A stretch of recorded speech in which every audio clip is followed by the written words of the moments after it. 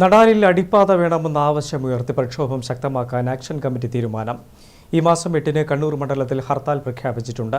അടിപ്പാത നിർമ്മിക്കുമെന്ന ഉറപ്പ് നേരത്തെ അധികൃതർ നൽകിയിരുന്നു. എന്നാൽ ദേശീയപാതയുടെ 1/4 ഭാഗം പണിയും പൂർത്തിയായതിനാൽ അടിപ്പാത പ്രായോഗികമല്ല എന്നാണ് ഇപ്പോൾ ദേശീയപാത അധികൃതരുടെ നിലപാട്.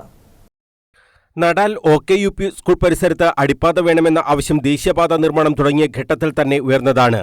അടിപ്പാതയില്ലാതെ ദേശീയപാത നിർമ്മാണം നടന്നാൽ ബസ്സുകൾ ഉൾപ്പെടെ വലിയ വാഹനങ്ങൾക്ക് 2 ഭാഗത്തേക്കും കൂടി 7 കിലോമീറ്റർ അധികം സഞ്ചരിക്കേണ്ടി വരുന്ന സാഹചര്യമാണ് ഉണ്ടാക്കുക. ഈ വിഷയം ഉയർത്തി സംയുക്ത ആക്ഷൻ കമ്മിറ്റി നേരത്തെ പല സമരങ്ങളും നടത്തിയിരുന്നു. റോഡ് ഉപരോധവും അനിശ്ചിതകാല ബസ് പണിമുടക്കും അടക്കമുള്ള പ്രക്ഷോഭങ്ങളാണ് നടന്നിരുന്നത്. പ്രക്ഷോഭം ശക്തമായപ്പോൾ അധികൃതർ ചർച്ച നടത്തുകയും അടിപ്പാത അനുവദിക്കുമെന്ന് ഉറപ്പു നൽകുകയും ചെയ്തിരുന്നു. എന്നാൽ ഇപ്പോൾ വീണ്ടും അടിപ്പാത പ്രായോഗികമല്ല എന്നാണ് ദേശീയപാത അധികൃതർ പറയുന്നത്. അടിപ്പാതയില്ലാതെ ഈ റൂട്ടിൽ ബസ് സർവീസ് നടത്താനാവില്ലെന്ന് ബസ് ഓപ്പറേറ്റേഴ്സ് അസോസിയേഷൻ ജില്ലാ ജനറൽ സെക്രട്ടറിയും സമരസമിതി കൺവീനറുമായ രാജ്കുമാർ കരുവാരത്ത് പറഞ്ഞു. താഴെച്ചൊവ്വ SM കോളേജ് തോട്ടട നടാല് വഴി കണ്ണൂരിൽ തലശ്ശേരിയിലേക്ക് പോകേണ്ട ബസ്സുകൾ നടാലിൽ നിന്ന് NH66 നേരിട്ട് പ്രവേശിക്കാൻ കഴിയാതെ അത് 7 കിലോമീറ്റർ വളഞ്ഞ് ചാല അമ്പലം സ്റ്റോപ്പിൽ വെച്ച് U-ടേൺ എടുത്ത് പോയി വീണ്ടും നടാലിലേക്ക് പോയി യാത്രക്കാരെയും കൊണ്ടുപോയി സർവീസ് നടത്തുന്ന സ്ഥിതിയിലേക്കാണ് NH അധികൃതർ ആ റോഡിൻ്റെ പുനർനിർമ്മാണം നടത്തിയത്. ഈ നിലവിൽ വന്നു കഴിഞ്ഞാൽ ഞങ്ങൾക്കറിയാം 10-50 ചില്ലറ ബസ്സുകൾ ഓടിയെത്തൂല. 20 മിനിറ്റോളം പോവും. എണ്ണച്ചെലവുകളുണ്ട്. ബസ് ഈ 5 ട്രിപ്പിലെ വണ്ടി അങ്ങ് 3 ട്രിപ്പ് ഓടാൻ പറ്റും.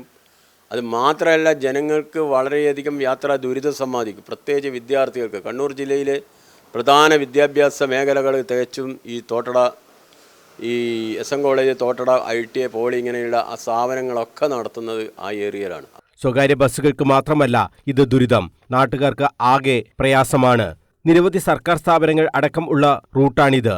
അതുകൊണ്ട് തന്നെ സമരത്തിന് എല്ലാ രാഷ്ട്രീയ പാർട്ടികളുടെയും സംഘടനകളുടെയും പിന്തുണയുണ്ട്. സംയുക്ത ആക്ഷൻ കമ്മിറ്റിയാണ് 8-ന് കണ്ണൂർ മണ്ഡലത്തിൽ ഹർത്താൽ പ്രഖ്യാപിച്ചിട്ടുള്ളത്.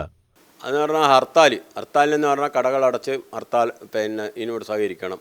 അത് എല്ലാവർക്കും പൊതുജനങ്ങൾക്ക് ഞങ്ങളെയും കാട്ടിയും ബുദ്ധിമുട്ടുണ്ടാകുന്നതാണ്.